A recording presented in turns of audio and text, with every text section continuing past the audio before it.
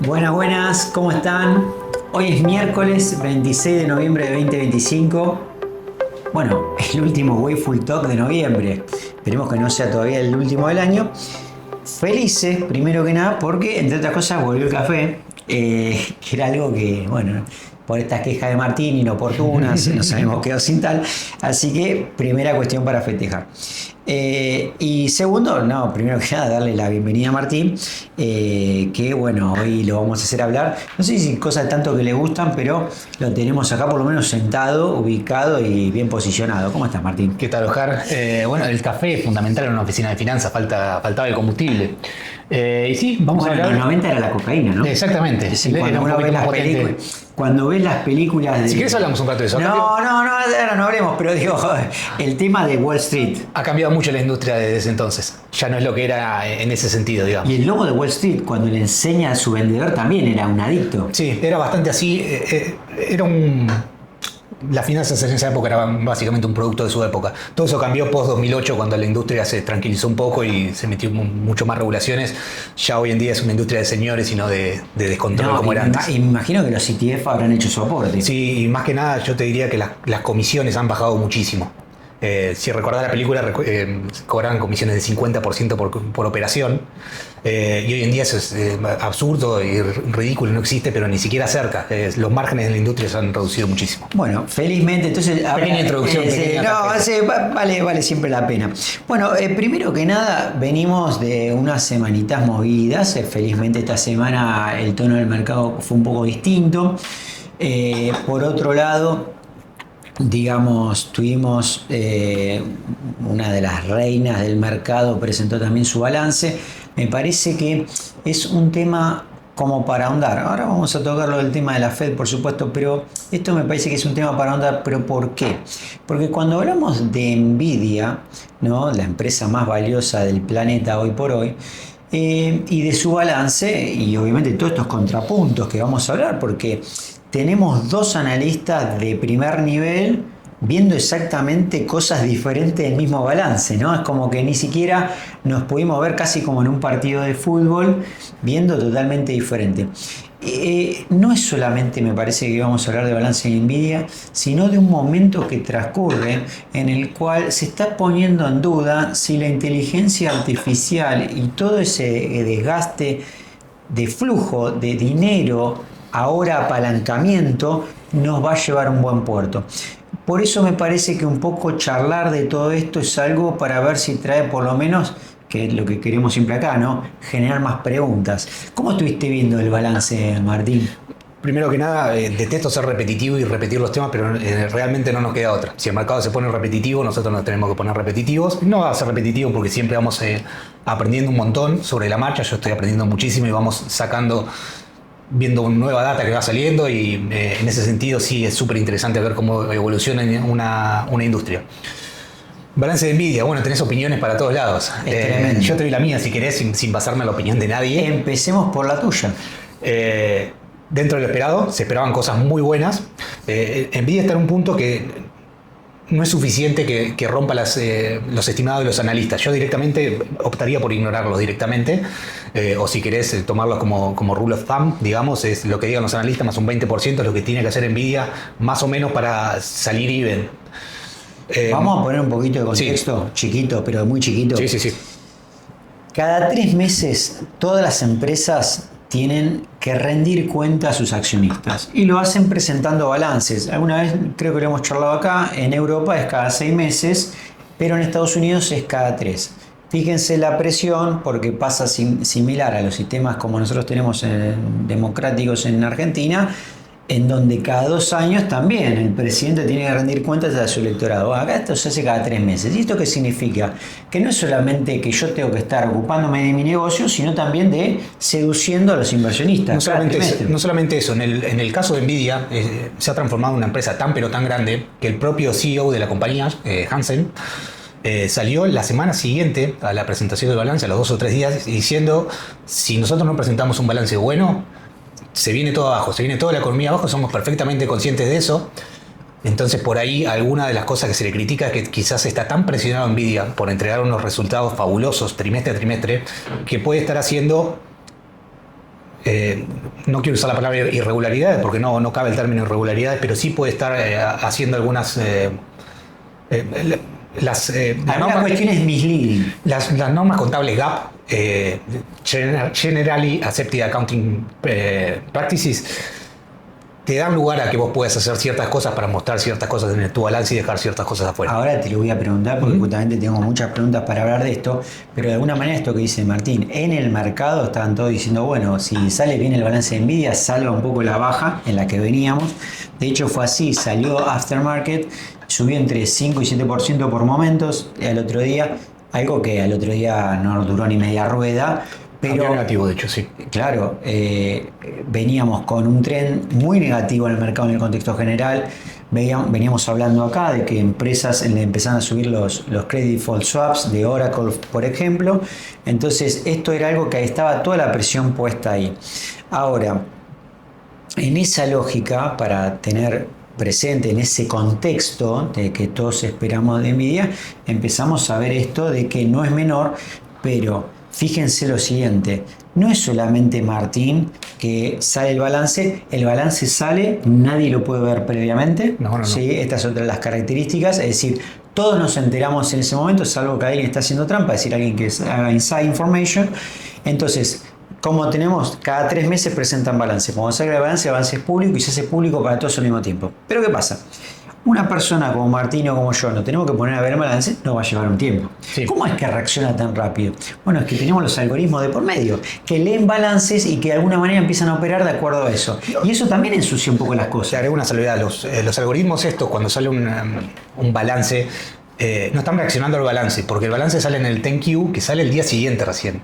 Claro, salen los headlines. Salen los headlines, que te dicen, en EPS le fue tanto, en revenue le fue tanto, más o menos comparan ya con las expectativas y compran y venden inmediatamente. Cuando la gente más profesional se pone a abrir los balances, que son largos y tienen notas al pie y te lleva horas, muchas horas. La cuestión cambia. Sí.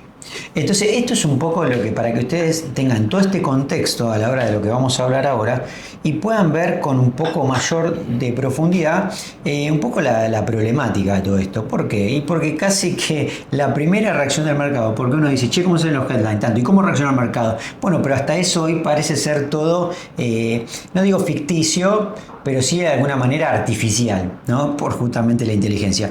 Así que tenemos todos estos contrapuntos, un poco. Earning per share dio bien. Todo ese número te dio Ventas bien. dio bien. Ventas dio bien, revenue dio bien. Free cash flow dio bastante bien, no extraordinario, pero dio bastante bien. El número que hizo un poco de ruido, bueno, hubo dos que a mí me hicieron mucho ruido. El primero que lo vi es el nivel de inventarios. Esto es un temón. Fíjense, cuando yo tomo las primeras palabras del CEO, dice, mira, yo no doy abasto. Sí. La demanda es mucho más grande de lo que yo puedo producir. Y viene un tipo como Martín, que es mala persona, y te dice, che, esto me es raro lo que dice el CEO, porque los inventarios están más altos de lo que... Se te duplicaron la cantidad de chips. Pasa que ahí ya entramos en temas de lenguaje y cosas que cómo reporta la empresa y cómo no reporta.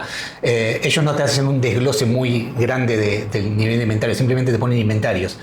Pero dentro de inventario puede estar o chips terminados solos, que sería gravísimo que te suban los inventarios 100% de chips que ya están listos para despachar. Exactamente, porque tenés chips juntando tierra en un galpón cuando supuestamente tenés la demanda estallada. Entonces hay algo ahí que no estaría bien. Nvidia, por otro lado, te dice, tiene que ver con una cuestión de timing. Se nos han juntado porque tenemos varias órdenes primero que estamos juntando y las vamos a mandar todas juntas después. Y también te dicen... hay mucha materia prima y ese tipo de cosas también que tenemos en inventarios. Y nos estamos preparando para un boom de producción. Raro, porque tengamos en cuenta, primero que nada, que Nvidia no fabrica las cosas que diseña. Eso se fabrica todo en Taiwán. Así que igualmente... Nvidia es una empresa que hace el diseño y después ¿quién pone la pala de verdad y hace los chips? No, los taiwaneses, por supuesto. Los taiwaneses, ¿no? Yo, cuando uno imagina a Nvidia... no es la que despacha como Apple, que hace sus propios teléfonos. Y ahí ya entramos en temas un poco más complejos de cómo se construyen los balances y qué se considera inventario o no, si las cosas que tenés en Taiwán son parte de tu inventario o no. Y bueno, se pone un poco más opaco y un poco más difícil de ver. El número así llama muchísimo la atención, que se te dupliquen los inventarios cuando tenés la demanda estallada. La explicación de Nvidia es... no me pareció suficiente lo que dijeron, pero bueno, no me queda otra que tomar lo que dicen ellos. Fíjense, vamos poniendo en contexto, salen unos números, en este caso ganancias por acción y demás, hay una persona que se llama consenso analistas, dicen, che, esto tendría que dar este número, siempre viene siendo superior, entonces, ¿contra qué medimos? Y contra el consenso, para tener un parámetro. Entonces, che, ¿le fue mejor que el consenso? Sí le fue bien, entonces, ok, bien. Lo que dice Martínez, bueno, te dio bien ganancia por acción y demás, pero lo de inventarios no me cierra. Porque tendría que tener los inventarios vacíos de chips. Si están todos vendidos y la demanda está estallada, debería tener un nivel de inventario bajísimo. Ese para mí es uno de los grandes contrapuntos de un buen balance, en principio, que tiene esas cosas. Sí, ni siquiera bueno, extraordinario que una compañía de semejante tamaño crezca tan rápido, creo que sin precedentes. Eso es un tema no menor. Sí, las dos cosas son ciertas. Porque, digo, la acción vale muchísimo, pero después, esto no es gratis que valga mucho, porque después tiene que dar ganancias para equilibrar ese costo enorme que tengo por comprar la acción y que para mí como inversor sea redituable. Exactamente. ¿No? Entonces, cuando va creciendo la acción, no es gratis porque los CEO, todos aquellos operarios tienen que hacer que esa empresa sea más exitosa, gane más dinero por lo que produce. Sí, esa fue otra de las controversias enormes en las que se metió el doctor Burry. Michael Burry, si usted lo conoce, sí, la película de Big Short, lo charlamos el otro día, esa película que relata un poco el contexto de la crisis financiera de 2008. Sí, voy a salir en su defensa porque es una persona que en los últimos años ha sido muy bastardeada y maltratada en Twitter. Porque dicen ha pegado 50 crisis de las últimas dos, que siempre está pronosticando catástrofes. Por un lado es cierto, por otro, los grandes operadores no necesitan pegar todas. De hecho, necesitan pegar un gente que opera como opera él, pegándole el 20% de las cosas de las cuales le pegues, vas a ser increíblemente rentable como fondo, porque las apuestas son tremendamente asimétricas. Y cuando vos ves el nivel de detalle que tiene el tipo para analizar, la gente que se le ríe en Twitter no tiene ni para empezar. Bueno, una de las cosas que él planteó es que el desgaste de toda esta infraestructura es mucho más rápido de la que teníamos en cuenta. Él plantea dos cosas. Una, a la cual se me escapa. Leí lo que escribió él y tiene sentido. No tengo forma de comprobarlo. Lo que dice el tipo es, imagínate lo siguiente. Vos tenés tu teléfono Apple. De acá a 3 años, tal vez, o ponerle 4 o 5 años, ya pasó de su vida útil. Pero vos lo podés seguir usando tranquilamente si el coso funciona bien. Nada más que ya no vale los $1.000 a lo cual lo pagaste. Por más que lo sigas usando y siga funcionando. Valdrá $100 o lo que sea. Tendrá un valor de mercado mucho más bajo si ya pasaron 2 o 3 generaciones. Lo que dice el doctor es... estos tipos están marcando la vida útil de estas cosas como 6 años, no le hacen ningún tipo de descuento al precio durante 6 años y cuando pase el tiempo y quieran vender eso y que lo tengan marcado a un valor que prácticamente el mismo que lo compraron, va a ser bastante cercano a cero el valor. Ahí hay uno de estos problemas de normas GAP que aplican ellos para medir. Exactamente, cosas. Porque las normas GAP lo que dicen, perdón el tecnicismo y los detalles contables, yo tampoco soy contador ni CPA, pero lo que te dice la norma contable GAP en este caso es que podés dejarle el valor, o sea, no hacerle mark to market siempre y cuando el economic output siga siendo el mismo. O sea, mientras la respuesta del activo siga generando lo mismo, yo puedo no marcarlo como un desgaste. Exactamente, lo cual parece ser un error porque después al final, cuando lo tengas que vender, esto ya deja de ser un tema contable y pasa a ser un tema real, que es a qué precio te van a comprar esos chips. Ese es un problema que están teniendo más que nada las compañías que tienen mucho chip comprado. Más que nada estas CoreWeave, los que son... Todo lo que tenga cloud.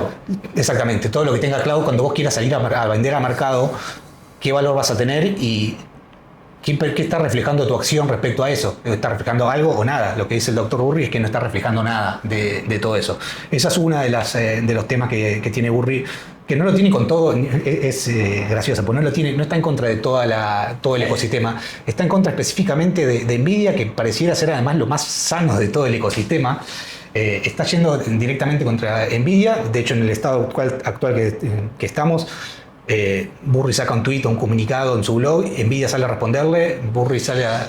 Es tan impresionante lo que creó, porque de alguna manera coincide, no sé si fue la causa sine qua non, pero coincide con la baja que después se empieza a ver en todo ese sector, y después provocó incluso un memo por parte de Nvidia saliendo a explicar que no pasa lo que dice Burry. ¿Qué pasa?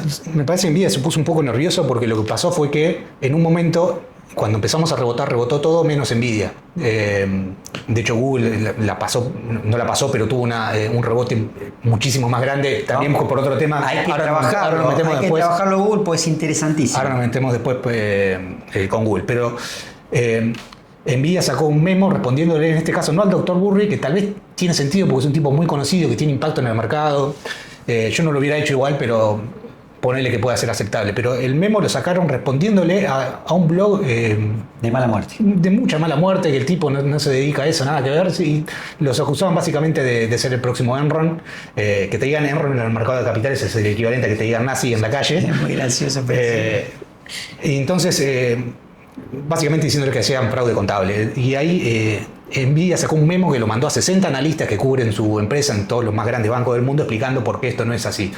Y ya te empieza a hacer un poco de ruido, porque primero, a Nvidia, ¿qué le molesta? ¿Qué te molesta que el precio de tu acción baje? ¿Por qué te importa cómo afecta tu operatoria día a día? Al contrario, vos tenés activo un programa de recompra de acciones, podés aprovechar para comprar tus acciones más baratas, si esto no tiene fundamento, es un win-win. ¿Por qué salís a responderle a este tipo? ¿Qué te molesta que las acciones bajen? Hizo más ruido la respuesta en sí que el primer ataque. El doctor Burry también tiene un argumento para eso, que es el siguiente. Nvidia tiene un programa de recompra de acciones activo hace muchos años. Similar a lo que hablamos con Apple la otra vez. Sí.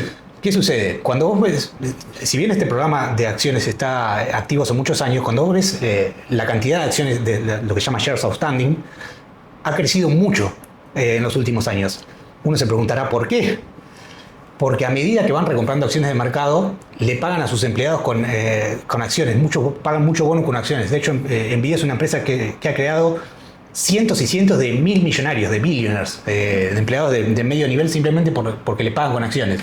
El argumento de Burry es, vos estás usando, antes hablamos de los retornos de los accionistas, estás usando retornos de los accionistas, o sea, esa recompra de acciones que debería ser retorno de los accionistas, lo estás usando para pagarle bonus a tus empleados.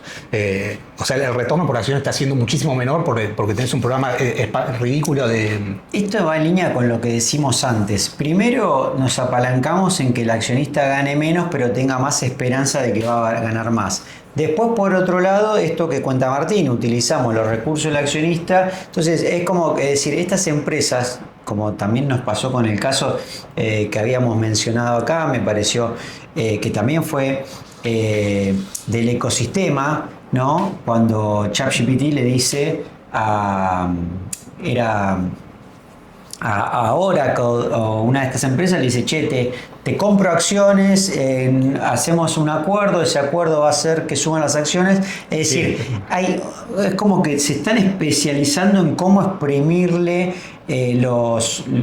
esos valores intangibles a los accionistas, y creo que se están volviendo expertos en eso, ¿no? David Einhorn, que es un gestor de fondos muy conocido de hedge fund Greenland, para ilustrar esto usó una matemática que a mí me vino me lo dejó todo mucho más claro. Lo que dice es, por cada dólar que gasta el usuario final, o sea, que cada dólar que se paga de suscripción a ChatGPT, se generan $8 a lo largo de toda la cadena.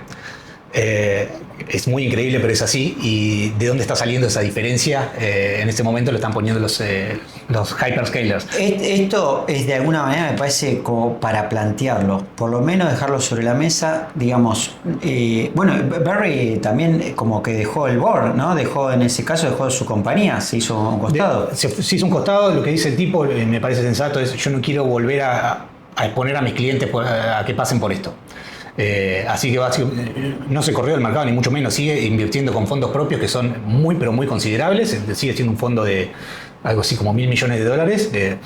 Es un fondo chico para lo que es la industria americana, pero para hacer un family office, que es en lo que se transforma ahora, es muy alto. Lo que dice el tipo es, primero, no quiero exponer a mis clientes y todo eso, y segundo, no quiero lidiar más con compliance.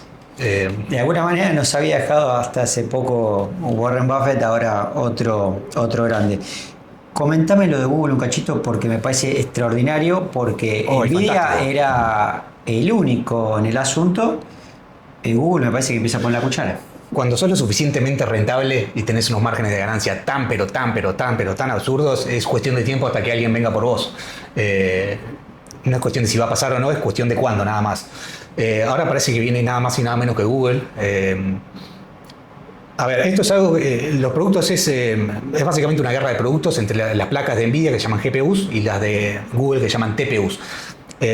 Tienen usos distintos. Las de Nvidia son más de uso general, pueden hacer varios procesos al mismo tiempo, son muy buenos para el entrenamiento de la inteligencia artificial.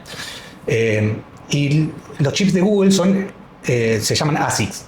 Para si hay alguien del mundo cripto, por ahí conoce el término. Si es uno del sistema, capaz que nos mata, pero el mundo cripto... Exactamente. ¿Te acordás que en su momento, muchos se acordarán, se podía minar Bitcoin en tu laptop, en una computadora cualquiera? En el 2011. Sí, un poquito más, duró un par de años. Pero básicamente eso, como con una placa de uso general podías usar algo muy específico. Después, ¿qué pasó? Se fue especializando todo y hoy en día se mina Bitcoin básicamente con un chip diseñado para minar Bitcoin que no sirve para otra cosa. Los TPU de Google son lo mismo. Son algo que es especializado y optimizado específicamente para inteligencia artificial, no sirve para otra cosa. Sí, pero yo que sirva para eso es un mercado enorme. Yo lo primero que pensé es, cuando vi la noticia, se acabó Nvidia, porque va a pasar lo mismo que con la minería de Bitcoin. Ya no va a ser eficiente hacer esto con algo general. Se va a mirar algo bien específico. Esto no es así, pero no es tan así. Lo que sucede es que esto no es como minería de Bitcoin, que es algo tan sencillo como adivinar. Tan sencillo. El proceso es sencillo. Es adivinar un número gigantesco, básicamente. Acá no. Acá necesitas hacer muchas cosas a la vez. Pero ¿qué pasa? Para lo que sí sirven y son muy buenos estos TPUs es para la parte de entrenamiento, que es la parte más por ahí un poco más pesada, que en su momento se decía que DeepSeek la había resuelto. Eso no terminó siendo así, pero tal vez los TPUs de Google sean la respuesta. Meta puso una orden gigante. Son complementarios, no es que lo va a reemplazar totalmente, pero sí parece que le quite un market share importante ya es suficiente. Sí. Otra cosa, esto no es algo nuevo, esto es una tecnología que Google viene usando en sus modelos hace años. Esto empezó porque en su momento, cuando sacaron la charla con Siri, como se llama, la de Apple. La de Google, perdón, tiene su propia... Gemini. Antes. No me acuerdo. Brad. Era el primero el que fracasó. Siempre le ponen nombre de mujer.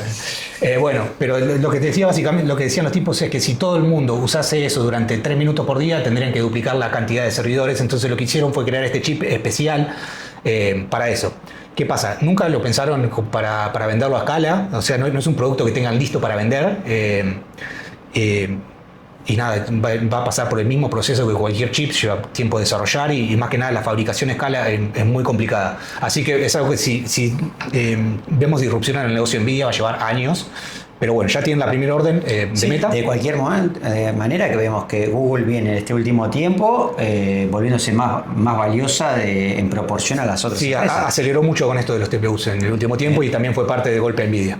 Para dejarlo también planteado el asunto. Y bueno, un poco, digamos, en el marco general que se da de todo esto de Nvidia, de empresas como Oracle subiendo sus seguros de default, está lo que está pasando con la Fed.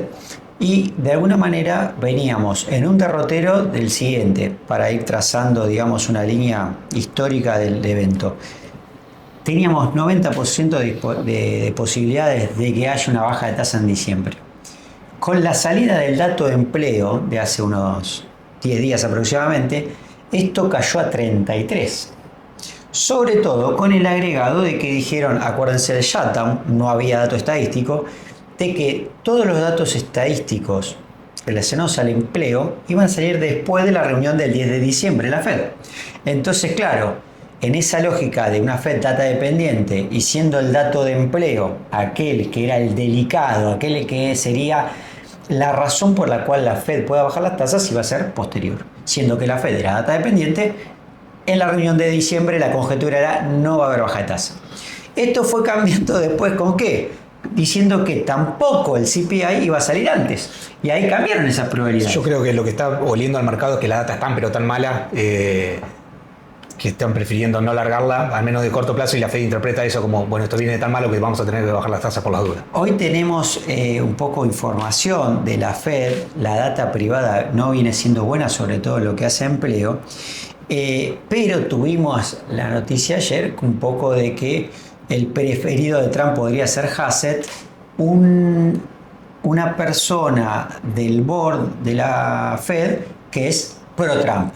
¿no es cierto? Sí. Esto hizo que el dólar, bueno, aflojara un poco en estas últimas horas, recuperaron un poco los metales, vemos los mercados en Asia para arriba, Europa también, los futuros habían arrancado de buena manera y el VIX por fin cortando esa barrera de 20 ya por 18 tanto, había notado 18 y medio. Sí, sí.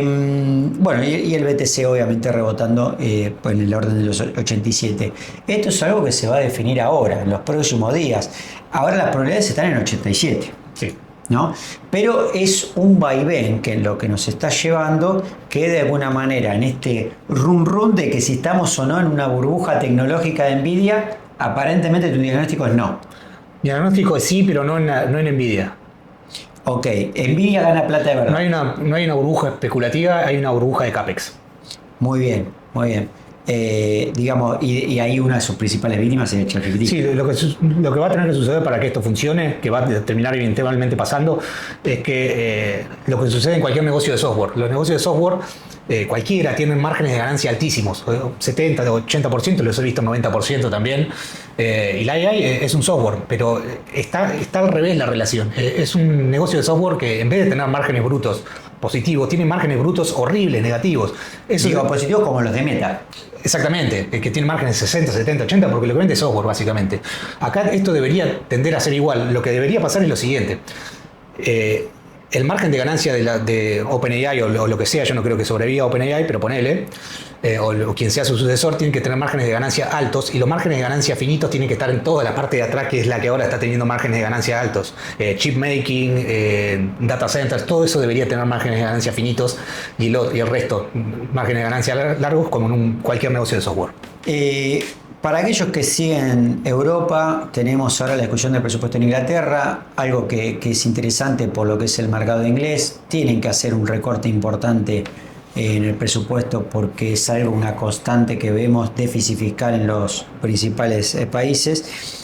En lo geopolítico, Rusia y Ucrania, sin un avance por lo menos que se pueda ver claro, es como que las cuestiones fundamentales de cada una de las partes están lejos. Se arreglan los detalles pavadas, pero las cosas que hay que arreglar, las más complicadas, lejísimos por ahora. Y finalmente tampoco se dio ningún avance en lo que hace en las costas de Venezuela, ¿no? Siguen ahí pegando, sigue todo estacionado, parece que está corriendo el reloj. Trump pidió por un llamado y demás, me parece que es algo que no tiene.